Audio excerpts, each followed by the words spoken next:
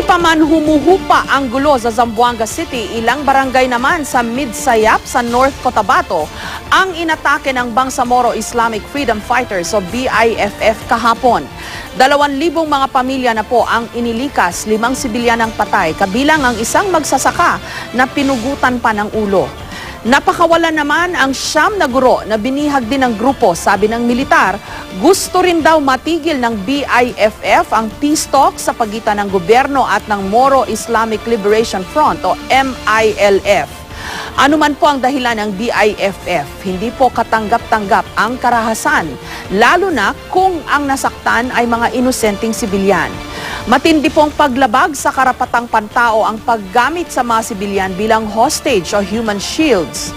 Malinaw na dapat panagutin ang mga nasa likod ng kahindik-hindik at kakilakilabot na krimen.